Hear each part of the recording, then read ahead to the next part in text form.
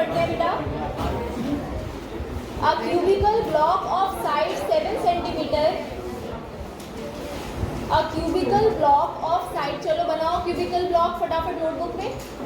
अब मैं नहीं बना रही हूँ, खुद से डायग्राम बनाओ, मैं सिर्फ बता रही हूँ आपको। Diagram you have to draw yourself.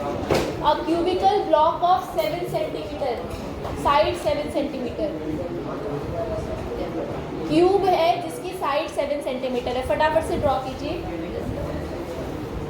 Surmounted bye a hemisphere, मुझे बस इतना बता दो, सरमाउंटेड बाय अ हेमिस्फेयर, इसमें बताओ हेमिस्फेयर ऊपर है कि क्यूबिकल ब्लॉक, या क्यूबिकल ब्लॉक ऊपर है?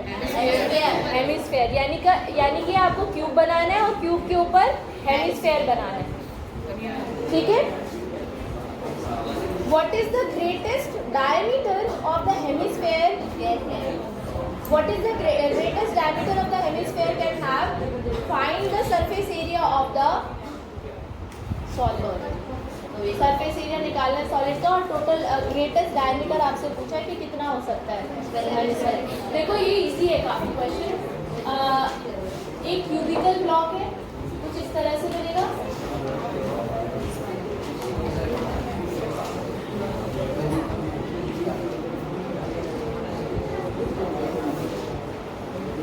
इसके ऊपर एक हेमिस्फेयर रखा है।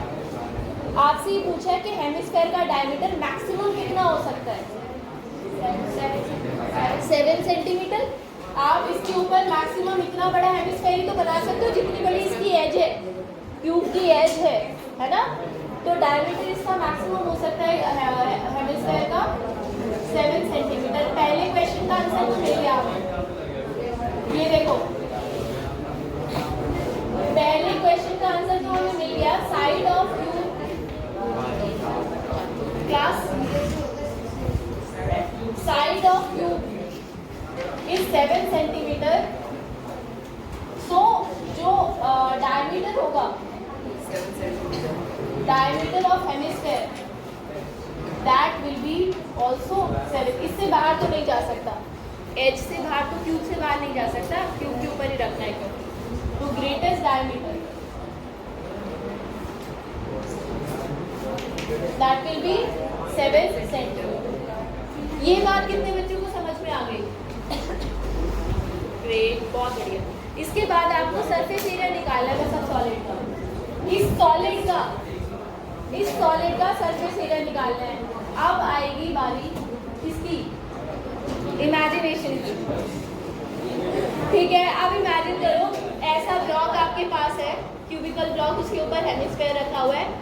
जब इन्होंने कहा टोटल सरफेस एरिया निकालना है सॉलिड का, तो अब इमेजिन करो आप किस किस पार्ट को टच कर पा रहे हो, कितने पार्ट्स को टच कर पा रहे हो इस शेप के?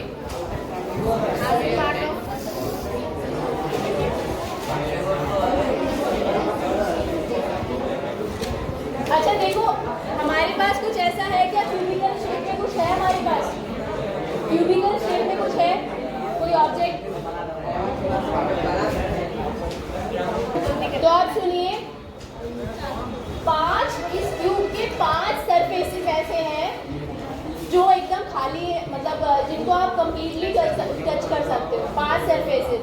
छठे सरफेस पे हेमिस्फेयर रखा हुआ है, उसकी बात बाद में करेंगे। मुझे ये बता दो बस कि ये जो 5 सरफेसेस हैं इनका एरिया कितना होगा? बताओ। 5 जो सरफेसेस है क्यूब का, इनका टोटल एरिया कितना होगा? अगर आपको वो चीज़ नहीं पता चल पा रही है ना, तो आप क्या करो, जो TSA होता है क्यूब का, उसमें से ऊपर वाली साइड को माइनस कर दो। ऊपर वाला जो पोर्शन है, ऊपर वाला जो सरफेस है, उसको माइनस कर दो। एक A² ऊपर वाली साइड A² होती है ना, A² ही तो होगी, उसको माइनस कर देंगे। TSA of cube minus surface area of top, surface area of top, ठीक है, ठीक है। तो 6A² में से आप माइनस करोगे किसको? 5A²। ये तो निकाला हमने क्यूब का पार्ट जिसको हम टच कर पा रहे हैं। इसके अलावा हम तो कौन सा पोर्शन देख पाएंगे? हेमिस्फेयर का राउंड वाला पार्ट। अच्छा सॉरी, ए स्क्वायर माइनस होगा, ठीक है। और कौन सा पार्ट टच कर पा रहे हैं? हेमिस्फेयर का कर्व वाला पार्ट, यानी C S A of, yes, वो कितना होगा बताओ? 2 पाई आर स्क्वायर, ठीक है, 2 पाई आर स्क्वायर, वो इसमें ऐड कर दो, इसमें तो कोई परेशानी नहीं है। अब और भी कुछ हिस्सा है, कुछ हिस्सा और है जो हम टच कर पाएंगे। देखो जब आप इसके ऊपर ये हेमिस्फेयर रखोगे, आप यहाँ पर भी देख सकते हो किनारियाँ बच रही हैं, है ना, जो क्यूब का ऊपर वाला सरफेस है उसकी किनारी बच रही है। तो वो एरिया कैसे हम निकालेंगे? ऊपर वाला जो टॉप का सरफेस था उसका एरिया कितना था? टॉप सरफेस का एरिया ऑफ टॉप सरफेस में से माइनस कर दीजिए एरिया ऑफ, वेरी गुड, शाबाश। बॉल ने कितना हिस्सा ढका हुआ है इस सरफेस का? जो ऊपर वाला स्क्वायर है, ये आप ऐसे देख सकते हो, ये ऊपर वाला सरफेस है टॉप वाला, इसके ना बॉल इतना सरफेस कवर कर रहा है। तो स्क्वायर के एरिया में से सर्कल का एरिया माइनस कर दो, किनारियां आ जाएंगी जो खुली हुई है जिन्हें आप टच कर सकते हो। आ गया समझ में? अभी आ गया ना, ठीक है। तो area of top surface minus area of circle,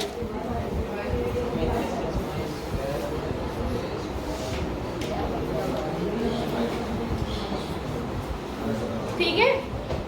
तो अब इसमें ऐड कर दो जरा, सी एस ऑफ हेमिस्फीयर हो चुका है, एरिया ऑफ टॉप सरफेस क्या हो गया?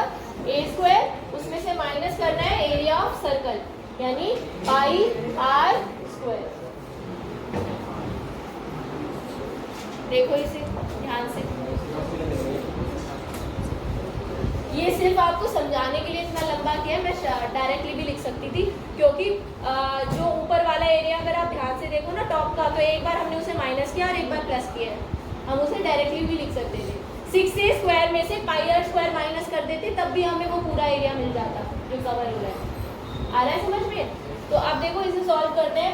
5 यहाँ से सॉल्व करो, 5a स्क्वायर, और इस a स्क्वायर को भी इसमें ऐड कर दो, कितना आ गया? 6a स्क्वायर, बचा क्या? 2 पाई आर और पाई आर स्क्वायर। इसमें वैल्यूज पुट कर दीजिए सबके,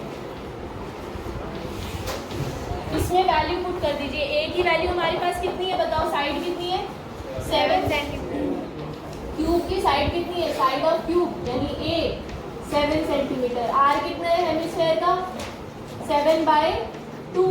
डायमीटर 7 है ना हेमिस्फीयर का, तो रेडियस कितनी हो गई? 7/2। यहाँ पे पुट कर दीजिए वैल्यू सबकी।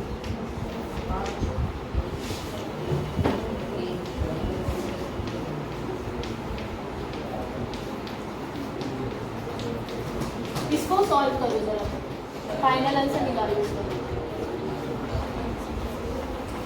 ये और ज़्यादा आसान हो जाता अगर आप इसे इस तरीके से सोच लेते कि पूरा क्यूब है, पूरे क्यूब को टच कर पा रहे हो, सिर्फ वो हिस्सा टच नहीं कर पा रहे हो जो गोल के नीचे है, यानी सर्कुलर पार्ट। तो 6a स्क्वायर में से बस पाई आर स्क्वायर माइनस कर देते, तो पूरा क्यूब आप टच कर पा रहे हो, पूरा क्यूब का वो सारा पार्ट जो आप टच कर पा रहे हो, प्लस हेमिस्फीयर का कर्व सरफेस। ऐसे भी कर सकते थे डायरेक्टली। आगे समझ में? वो ज़्यादा शॉर्ट रहता आपके लिए। सिर्फ ये एक्सपैंड इसीलिए किया है ताकि